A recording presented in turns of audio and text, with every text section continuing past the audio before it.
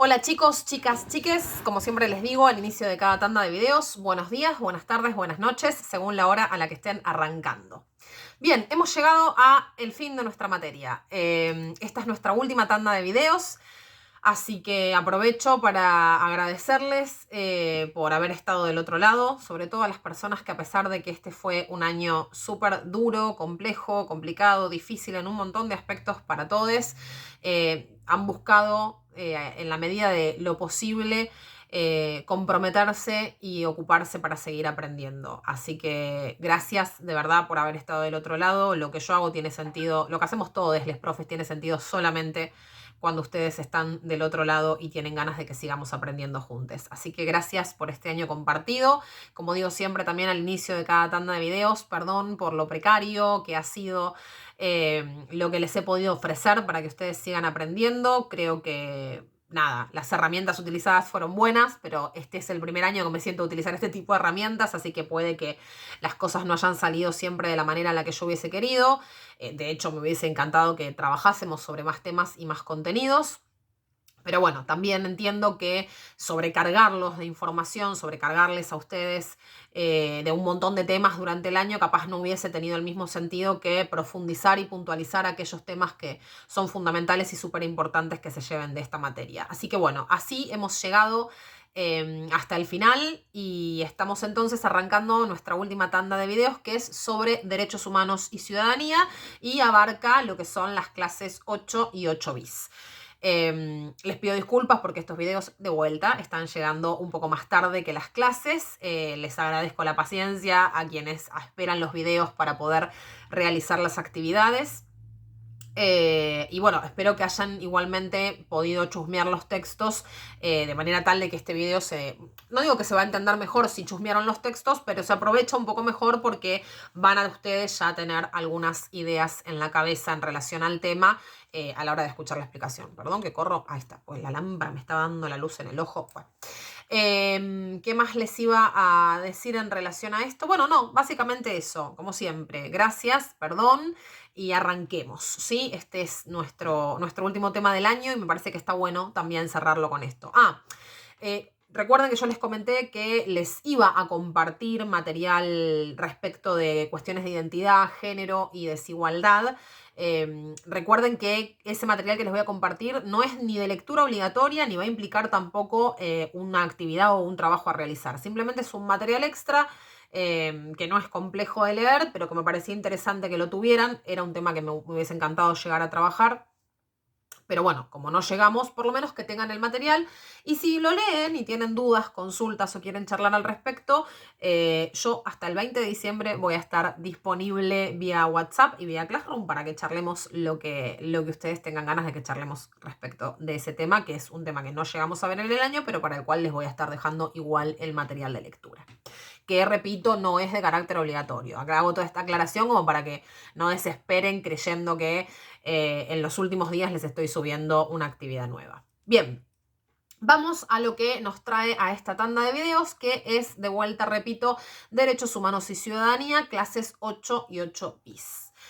Lo primero que tenemos que saber es ¿de qué hablamos cuando hablamos de derechos? De derechos en general, ¿sí? Después vamos a puntualizar, obviamente, sobre el tema particular de estas clases, que es derechos humanos, o sea, ¿qué entendemos por derechos humanos? Pero primero vamos a definir el concepto derecho.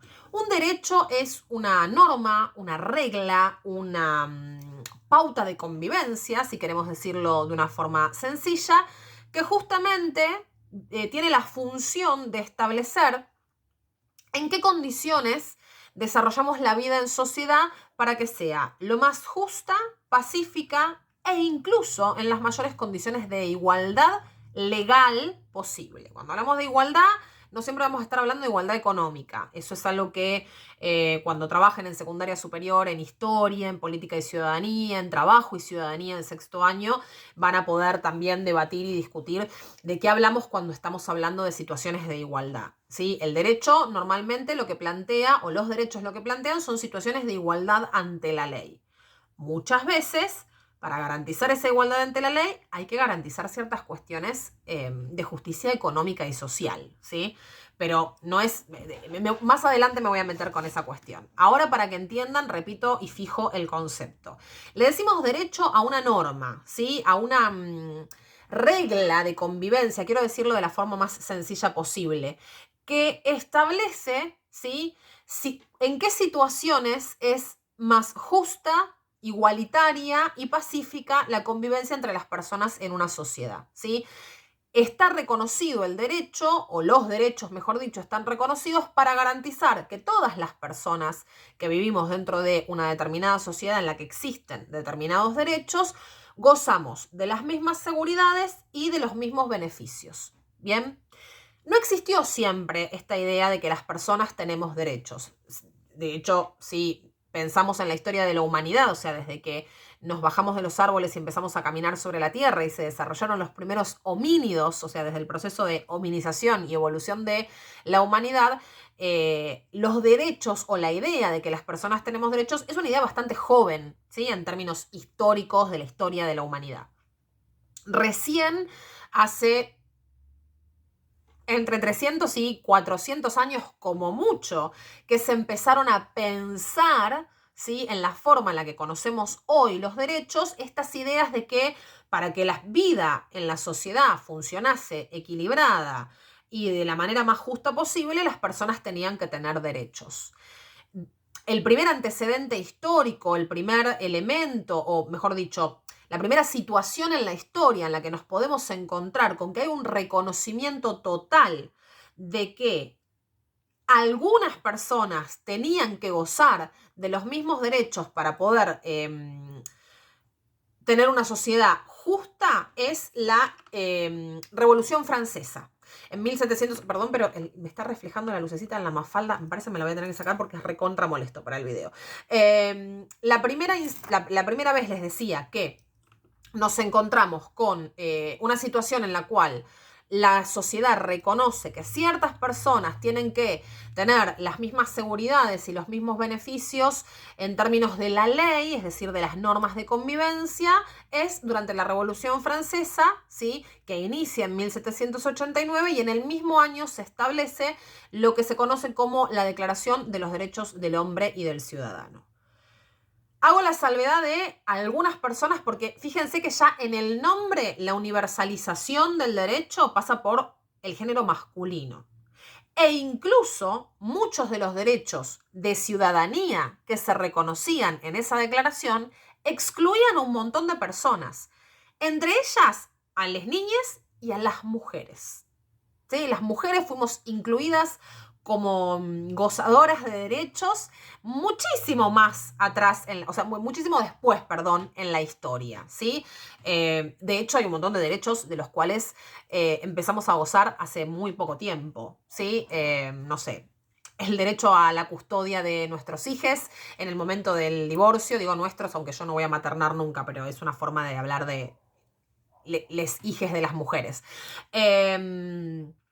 Pero bien, antes de meterme con las cuestiones de la desigualdad y demás, avanzo en la historización. La primera vez entonces que en la historia podemos pensar que hay un reconocimiento de que las personas que conviven en una sociedad tienen que gozar para que esa convivencia sea justa, pacífica e igualitaria ante la ley, lo más posible, tienen que gozar de derechos, es durante la Revolución Francesa, que es justamente un momento histórico, y esto seguramente lo vieron en las clases de historia, en el cual se empieza, las sociedades, la sociedad francesa en particular, y después el efecto dominó que genera lo distribuye por buena parte del resto del mundo, empiezan a cuestionar el exceso de poder de quienes ocupaban la autoridad, ¿sí?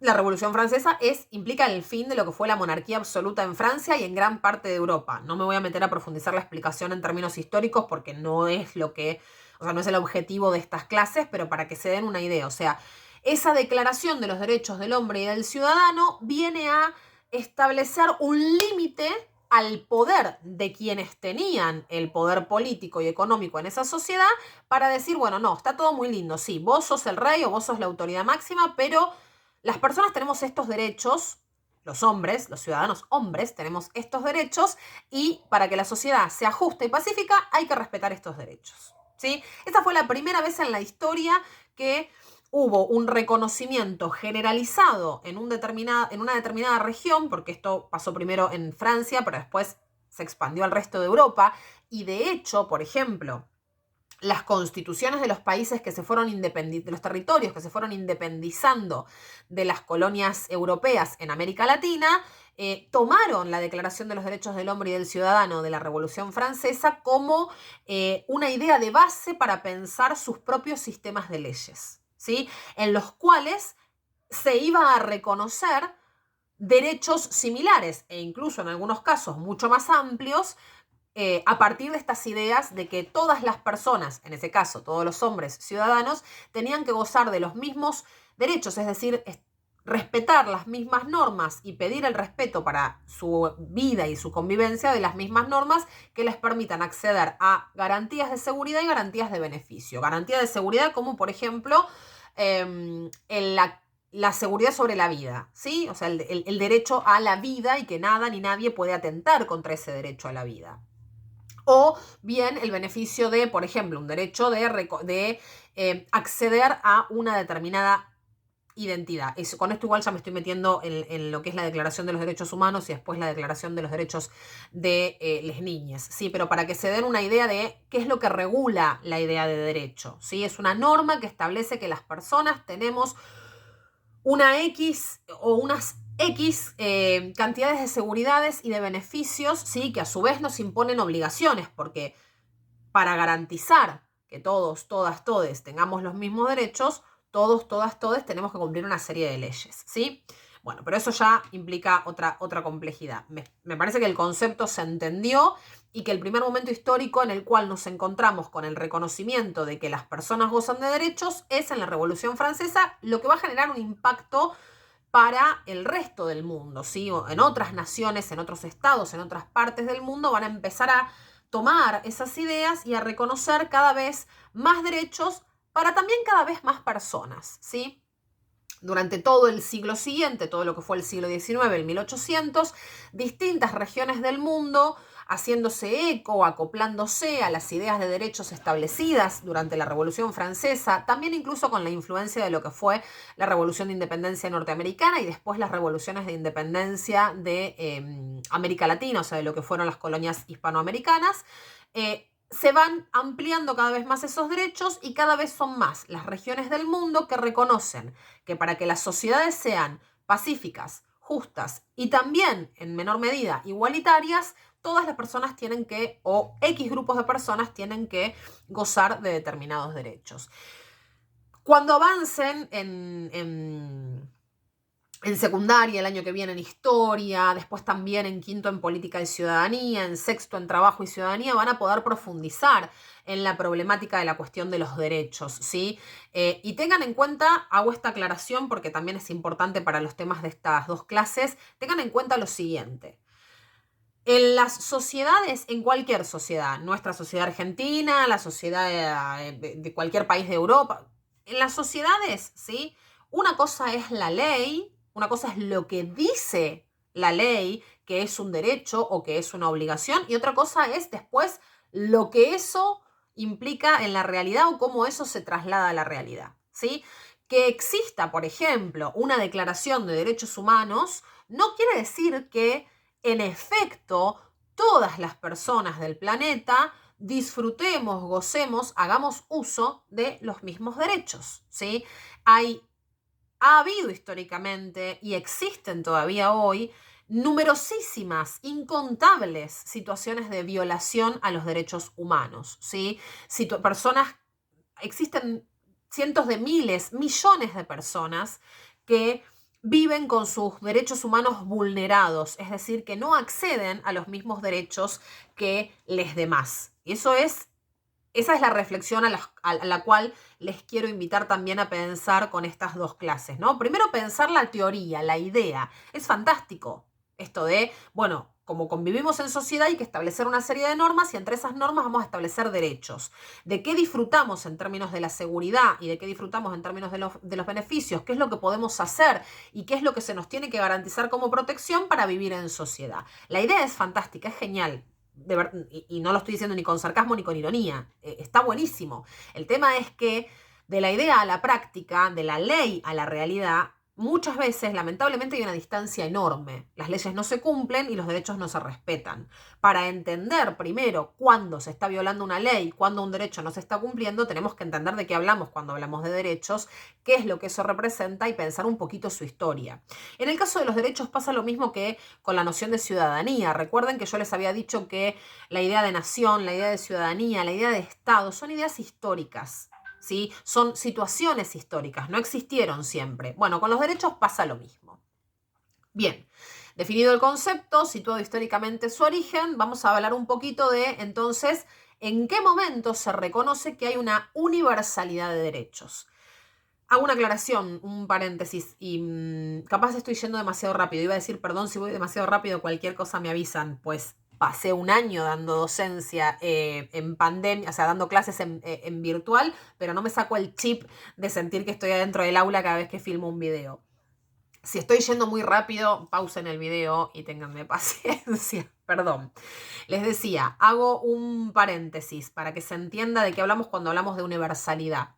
Cuando algo es universal, quiere decir que es total, que cubre a todos, todas, todes, sin ningún tipo de discriminación. Las cosas que son universales, y viene de la noción de universo, el universo es todo. ¿Sí? El universo es el sistema solar, el universo es la Tierra, el Sol, los satélites, el sistema solar, la galaxia, otras galaxias, es el universo. ¿Sí? Se toma esa metáfora, la metáfora de que el universo es lo todo, para decir que cuando algo es universal es porque nos afecta o nos corresponde a todos, todas, todes, sin importar ningún tipo de distinción. Bien. ¿En qué momento esto que había surgido históricamente como el reconocimiento de derechos, el establecimiento de leyes que garantizaban derechos para un grupo de personas, se empieza a pensar universalizado? Ya había en el momento en el que se sanciona la Declaración de los Derechos del Hombre y del Ciudadano en 1789, un montón de personas reclamando que se les reconozcan los mismos derechos que se les estaban reconociendo a ese grupo de hombres ciudadanos en Francia o en cualquier otra parte del mundo que adoptase esas ideas francesas. Pero, por ejemplo, Estados Unidos, ¿sí? Cuando se independiza en 1776 y a medida que va organizando su situación política, reconoce un montón de estos mismos derechos y los empieza a aplicar, pero en Estados Unidos sigue existiendo la esclavitud. O sea, ahí no tenemos universalidad de derechos, ¿no? Hay un montón de derechos de los que gozaban los hombres blancos propietarios en Estados Unidos que no gozaban las poblaciones afroamericanas esclavizadas. Recién en la década de 1860 es abolida completamente la esclavitud en Estados Unidos. En ese sentido, nosotros somos muchísimo más evolucionados, si se quiere, históricamente, porque la Asamblea de 1813 va a abolir la esclavitud y establecer la libertad de vientres. O sea, ningún hijo, hija, hije de esclavos va a poder ser esclavo a partir de 1813, ¿sí? Cosa que en Estados Unidos pasa 50 años después de una guerra encima. Bueno, el ejemplo histórico vino al hecho de que mostrar un ejemplo de cómo se hablaba de Declaración de los Derechos del Hombre y del Ciudadano, o cómo se hablaba de derechos en términos de las sociedades, pero esos derechos eran restringidos a determinados grupos de personas, no eran derechos que gozasen todos, todas, todes, ¿sí?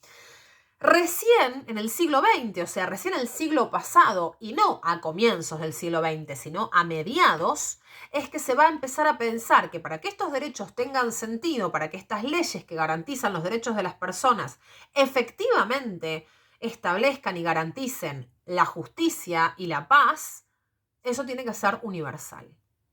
Y va a tener que ocurrir una de las cuestiones más horrorosas de la historia, que es la experiencia nazi y el Holocausto, para que la sociedad a nivel internacional se plantee, ¿sí?, la necesidad de universalizar derechos, ¿sí?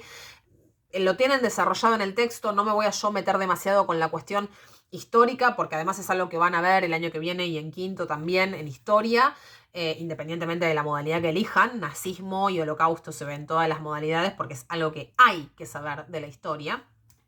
Pero para que se ubiquen en tiempo y espacio, durante la década del 30 en Alemania, esto para quienes no lo saben, porque también nazismo es un tema del que se sabe mucho y quizás algo hayan escuchado ya mencionar. Pero hago una breve contextualización histórica. Estamos hablando de siglo XX, ¿sí? Ya había ocurrido la Primera Guerra Mundial, guerra que los alemanes pierden, terminan firmando un tratado de paz que realmente es muy, muy, muy desventajoso para los alemanes, y hay un sector de la sociedad alemana que se va a aprovechar del rencor que generó esa pérdida de la guerra y esa firma de ese tratado de paz para cosechar, para fomentar, para no ser tan metafórica, para fomentar todo un sentimiento de odio, desprecio, racismo, ¿sí? Dentro de la sociedad alemana. Este grupo va a ser va a ser el partido nazi, ¿sí? Representado o cuyo líder máximo es Adolf Hitler, que va a ser la máxima autoridad de la Alemania nazi a partir de 1933, y que no solo va a llevar a Europa, igual Hitler no es el único responsable de la Segunda Guerra Mundial, ¿sí? Pues si no, parece que la culpa de todo se la echamos a un sector, hay que aprender a asumir responsabilidades. Todo el resto de Europa que también participó de la guerra tiene responsabilidad en la guerra. Bien. No solo va a llevar Hitler a Europa a una Segunda Guerra Mundial, sino que además, ¿sí? Va a cometer uno de los crímenes de lesa humanidad, es decir, uno de los crímenes de daño a la humanidad más terribles, ¿sí? De la historia, que es el encierro y asesinato en campos de concentración de más de 10 millones de personas, de las cuales más de 6 millones eran judíos, de los cuales más de 1,5 millones eran niñes, ¿sí? Niños y niñas. Frente a ese atentado contra la humanidad y frente al hecho de que la Segunda Guerra Mundial, además de estos 10 millones de muertos que se cargó la Alemania nazi, también generó 50 millones de muertos. La Segunda Guerra Mundial mató a la población de Argentina. Despobló Argentina. Hoy Argentina debe tener entre sí, debemos de estar ya en los 50 millones de habitantes. Más o menos 2 millones. En el último censo éramos 40 y pico. Sí, para mí ya estamos en los 50 millones. Bueno, ustedes imagínense que la Segunda Guerra Mundial despobló a Argentina. El equivalente a la sociedad argentina murió en la Segunda Guerra Mundial. Y encima se cometieron estos crímenes atroces en manos de la Alemania nazi, que igualmente no fueron los únicos que tuvieron campos de concentración y que mataron millones de personas. Pero bueno, en historia van a ver en profundidad en qué otros países hubo campos de concentración y en qué condiciones. Si quieren les spoileo un poquito: la Unión Soviética, Estados Unidos. Chequenlo, googleenlo, no es el espacio en esta clase, pero los nazis no fueron los únicos en tener campos de concentración. Pero sí se cargaron a 10 millones de personas en esos campos de concentración, ¿sí?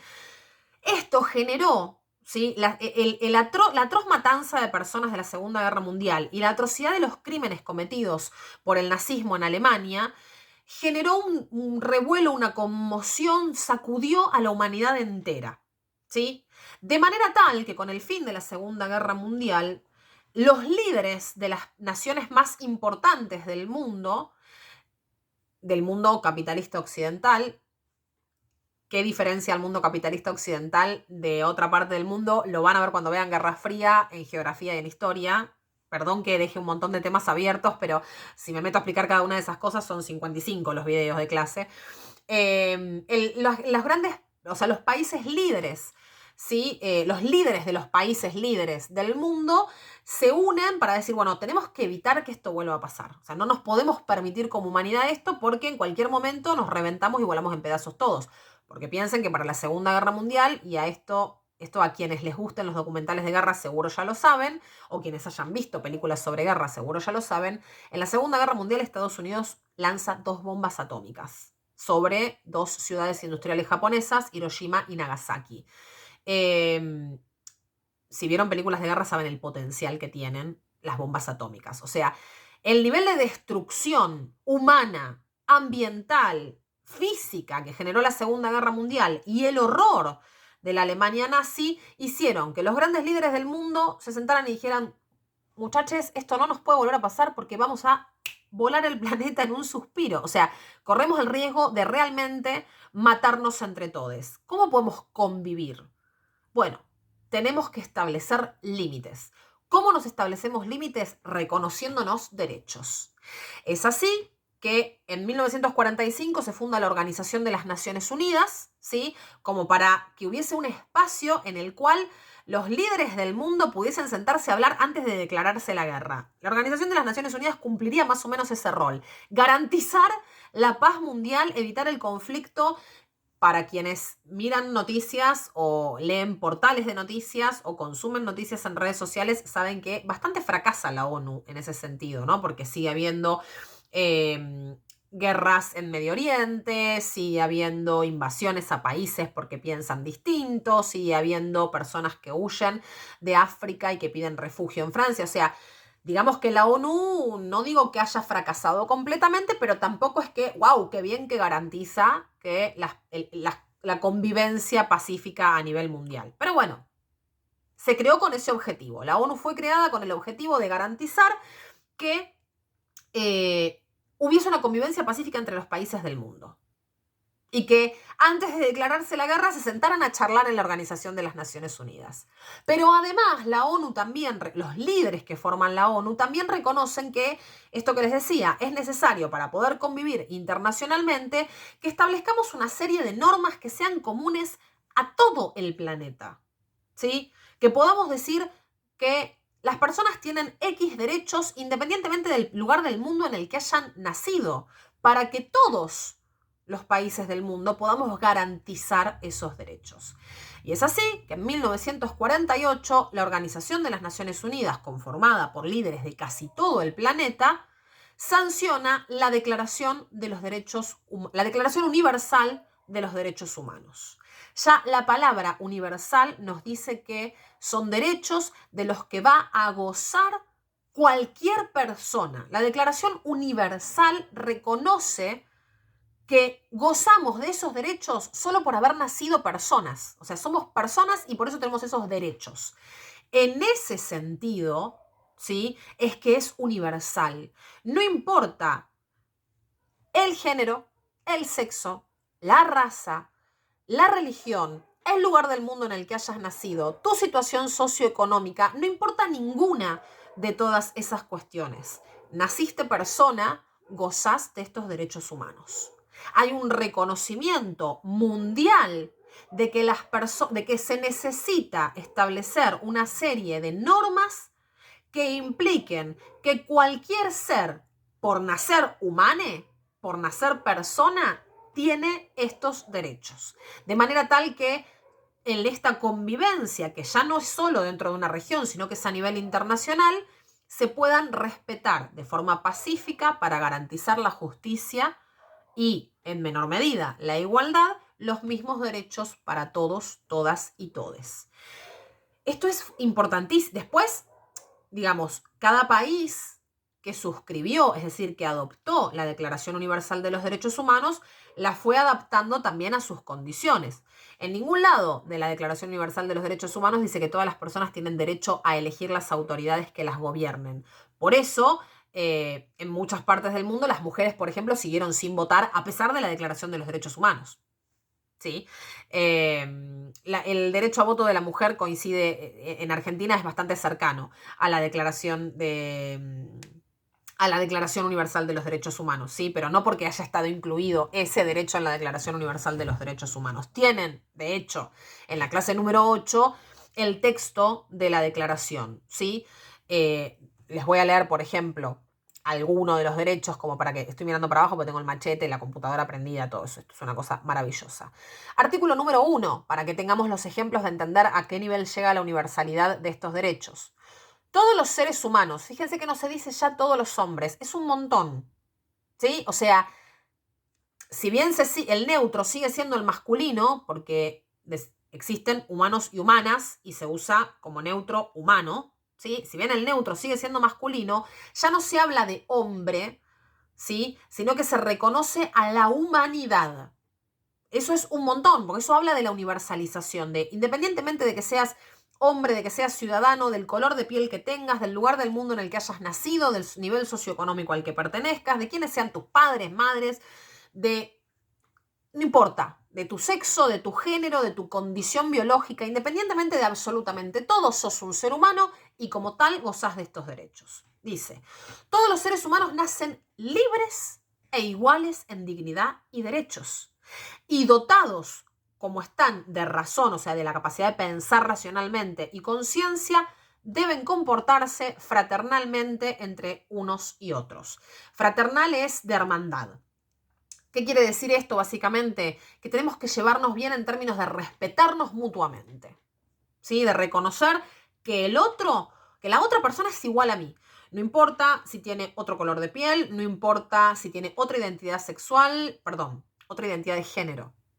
O sea, no importa el sexo biológico con el que haya nacido, no importa el color de piel con el que haya nacido, no importa la identidad de género que tenga, no importa las condiciones biológicas con las que haya nacido, si tiene alguna discapacidad motriz o discapacidad mental, no importa si nació en Etiopía o si nació en Canadá, no importa si nació, no sé, o sea, no importa si nació en la pobreza o en la máxima riqueza, no importa. Es un ser humano y como tal goza de los mismos derechos que yo. Eso lo hace igual a mí. La Declaración Universal de los Derechos Humanos plantea la igualdad entre todas las personas. ¿Igualdad económica? No. ¿Igualdad racial? No. ¿Igualdad de género? No. Lamentablemente no.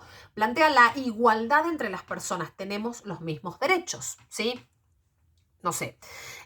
Artículo número 3. Me salteo algunos, ¿no? Todo individuo tiene derecho a la vida, la libertad y la seguridad de su persona. Es decir, todo ser, por haber nacido humano, es libre.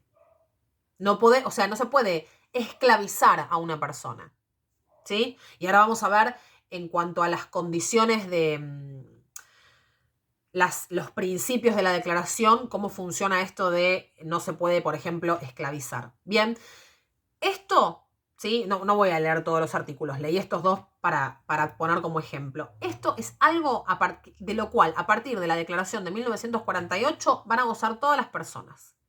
Después, ¿sí? Esto es internacional, es de la Organización de las Naciones Unidas. Lo que tuvieron que hacer y hoy hacen cada uno de los estados-naciones del mundo es tomar esta declaración y asegurarse de que su sistema de leyes respete estos derechos humanos. A partir de la Declaración Universal de los Derechos Humanos, ¿no hubo nunca más una violación a esos derechos? Falso. Definitivamente no. Piensen en Argentina. Tuvimos miles de millones de situaciones de violación a los derechos humanos. Para ponerles uno de los casos y ejemplos más extremos, la última dictadura cívico-militar, que secuestró, asesinó e hizo desaparecer a miles de personas, ¿sí? Torturó, violó los derechos humanos de todas las formas posibles. Violó la libertad de expresión, la libertad de circulación. Asesinó, torturó, hizo desaparecer, silenció, reprimió, etcétera, etcétera, etcétera, ¿sí? Y eso por ponerles uno de los ejemplos más extremos. Estados Unidos invadiendo países en nombre de la supuesta democracia y asesinando gente. La guerra de Vietnam es posterior a la Declaración Universal de los Derechos Humanos. La guerra en Medio Oriente es posterior a la Declaración Universal de los Derechos Humanos. La guerra entre judíos y palestinos es posterior a la Declaración de los Derechos Humanos, ¿sí? Hay un montón de situaciones históricas y presentes, actuales, en las cuales los derechos humanos siguen siendo vulnerados, violados, y también hay un montón de desigualdades que tienen que ver con el género, con la cuestión económica, con la cuestión religiosa, con la cuestión ambiental, etcétera, que vulneran el acceso de las personas a esos derechos. Eso es un poco de lo que trata la clase 8 bis. ¿En qué situaciones concretas nos encontramos frente a situaciones, valga la redundancia, donde determinada condición implica que no se accede a los mismos derechos? Una determinada desigualdad en términos sociales, económicos, culturales, políticos, termina rompiendo la universalidad de los derechos humanos. Y eso está mal, porque la Declaración Universal de los Derechos Humanos es importantísima, porque implica reconocer que por nacer personas somos todos, todas, todes iguales, y que por ende, si somos todos, todas, todes iguales, tenemos que gozar de los mismos derechos. Perdón si me exalto, pero es un tema que me gusta mucho y que me parece fundamental. que lo tengan en cuenta, ¿sí? Bien. Voy a hacer una cosa, voy a cortar este video acá porque si bien le cambié la tarjeta de memoria al celular y ahora tengo como gigas ilimitados para grabar y grabar y grabar y grabar, por una cuestión de las configuraciones del celular, esto ya lo expliqué pero lo voy a volver a decir, soporta hasta 4 GB de video y después corta y arranca otro, corta y arranca otro. Esos 4 GB de video representan más o menos 45 minutos. Pero si yo me meto ahora con lo siguiente a explicar, voy a tener que cortar el video a la mitad de la siguiente explicación y va a quedar desprolijo. Así que ya definí el concepto de derecho, les hablé un poquito de la historia, de la evolución de las ideas sobre los derechos y entramos a digamos, el protagonista de la cuestión, que es la Declaración Universal de los Derechos Humanos y sus principales mejor dicho, su origen y lo que representó para la humanidad haber alcanzado esta declaración en términos de igualdad y de justicia a nivel internacional. Voy a cortar acá. Van a ser 3 videos los de esta tanda, en la tanda que viene voy a explicar los principios que regulan la Declaración Universal de los Derechos Humanos y el rol de los estados frente a esta declaración. No me voy a meter en profundidad con la cuestión de la Declaración de los Derechos del Niño, primero porque me parece que es algo que está bastante claro en el texto y segundo que no es tampoco el eje en términos del contenido con el que les propuse esta temática. Y en el tercer video voy a explicar en líneas generales, porque en el texto está bastante bien explicado, las situaciones o distintas situaciones, algunas de ellas en las cuales este acceso a los derechos que se supone que es universal y es para todos, se ve vulnerado por condiciones que tienen que ver con el género, con la cuestión socioeconómica, con la cuestión ambiental, etc. ¿Sí? Corto acá, nos vemos en el próximo video.